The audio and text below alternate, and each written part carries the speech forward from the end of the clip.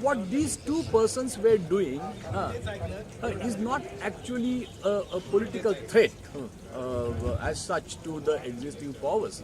What Dabholkar was doing was continuing a very long tradition of progressive thinking in Maharashtra, education in Maharashtra, and this tradition which began with Mahatma Phule.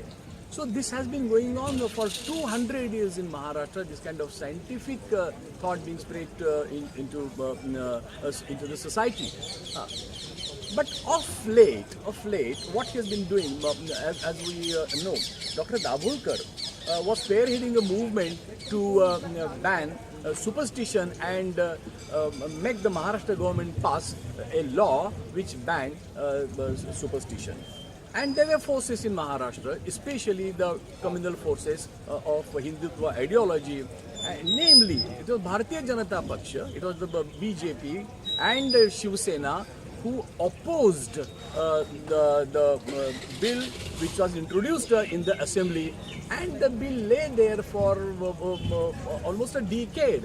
And not only the BJP and the Shiv Sena do anything about it, they opposed the bill, and the government which was in power at that time, the Congress and the NCP government, they did do nothing to pass the bill. So both the parties, these establishment parties, they came together to stifle the bill.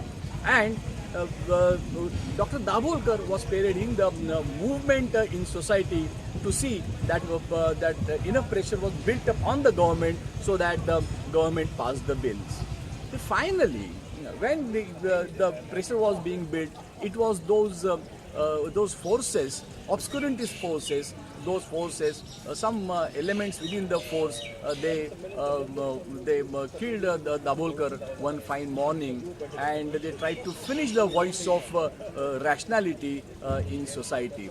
But the kind of atmosphere that is being prepared in Maharashtra, has been created in Maharashtra for long, has been atmosphere of reaction, atmosphere of orthodoxy, atmosphere of Brahminical orthodoxy in Maharashtra, and that was reflected in the Malegaon blast, that was reflected in the arrest of Pragya Thakur, and then arrest of Colonel Purohit, and the police officers who found that Hemant Karkare, who was killed on the fateful day of attack on Mumbai.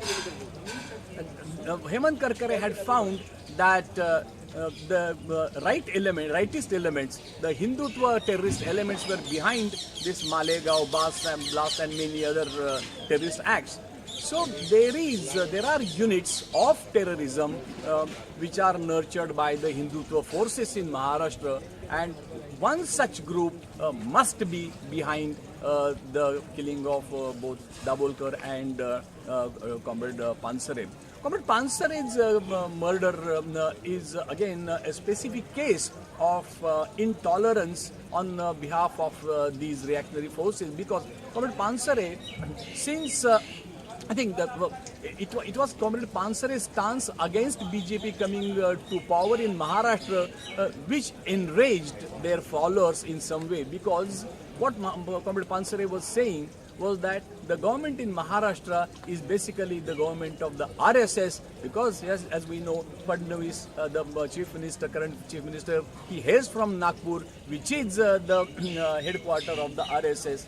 And he has been a Swayam Sevak of the RSS, and we know he is a puppet in the hand of the RSS. So it's actually the RSS which is running the government in Maharashtra, and the credentials of RSS were being questioned by Comrade Pansare. He was asking the questions about the role of the RSS in the freedom movement, how it